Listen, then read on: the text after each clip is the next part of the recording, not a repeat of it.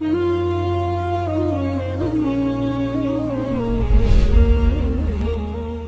bin Malik karena menjadi pembantu Nabi, maka beliau termasuk orang yang paling banyak meriwayatkan hadis. Ya. Yang meriwayatkan hadis laki-laki ada dua, yang paling banyak Abu Hurairah dan Nabi dan Anas bin Malik. Sebagian ulama juga mengatakan Anas bin Malik karena memang dia banyak sekali meriwayatkan hadis, gitu kan? Banyak sekali.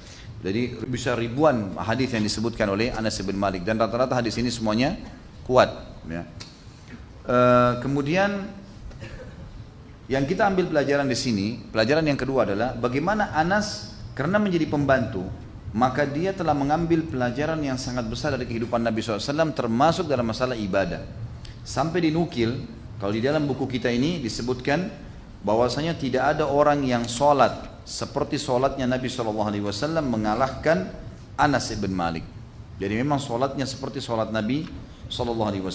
Semua sahabat sepakat orang yang paling mirip sholatnya dengan Nabi SAW. Baik, sedikit kita bicara masalah sholat ini teman-teman. Nabi SAW pernah mengatakan dalam hadis Bukhari, sesungguhnya telah dicintakan dunia ini. Maaf, ini hadis riwayat Tirmidzi.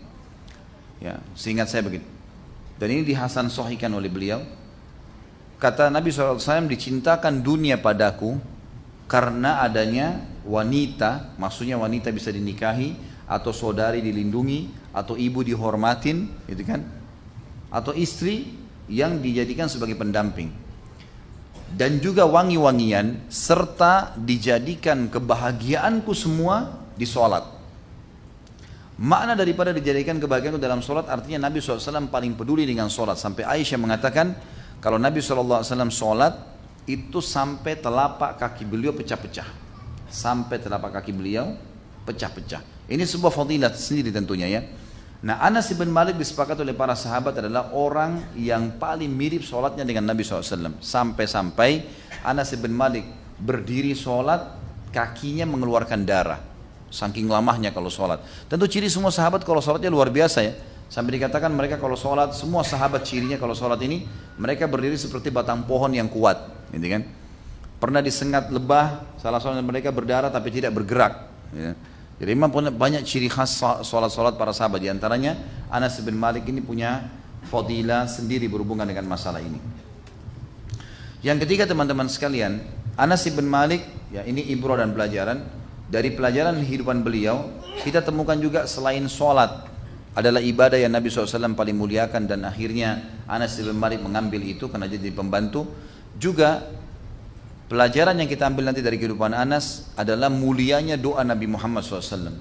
Dan tentu Allah sudah takdirkan kita tidak hidup dengan beliau. Kita kalau hidup, lihat kehidupan para sahabat. Ada sahabat-sahabat yang cerdas. Cerdasnya itu mereka selalu tidak pernah melewatkan waktu kalau bertemu dengan Nabi kecuali minta, ya Rasulullah doain saya. Ya Rasulullah doain saya. Doa Nabi SAW beda, tidak seperti doa kita. Doa Nabi SAW umumnya mustajab, gitu kan. Dan ini disebutkan dalam riwayat Anas bin Malik ini karena pernah waktu Nabi SAW main ke rumahnya, ke rumah ibunya Ummu Sulaim, kemudian ada tantenya dia Ummu Haram, kemudian juga bersama dengan Anas bin Malik dan beberapa keluarganya, Nabi SAW main di situ. Lalu kemudian Nabi SAW sempat tertidur. Lalu Ummu Sulaim ini, ibunya Anas, melihat Nabi SAW berkeringat.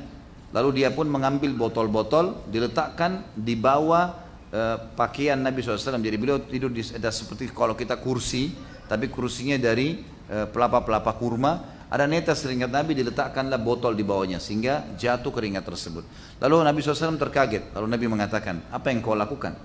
Dia Ummu Sulaim mengatakan ibunya Anas, ya Rasulullah, saya jadikan keringat anda minyak wangi buat saya dan anak-anak saya. Kata Nabi SAW dalam sebuah riwayat, asabti, kau sudah mendapatkan itu. Lalu Ummu Sulaim mengatakan, ya Rasulullah, ini Anas nih, Anas, saya punya hajat penting. Ya. Kata Nabi SAW, apa hajatnya? Doakan dia. Doakan dia. Maka keluarlah doa Nabi SAW yang masyhur, dan ini kemuliaan buat Anas radhiyallahu anhu yang disebutkan dalam banyak riwayat sahih. Dan ini kalau teman-teman yang pegang buku di lembaran pertama di halaman 103 di buku kita ini, doa Nabi, Allahumma akthir malahu wa waladahu wa barik lahu fi. Ya Allah, perbanyaklah harta dan anaknya dan berkahilah untuknya harta dan anak itu.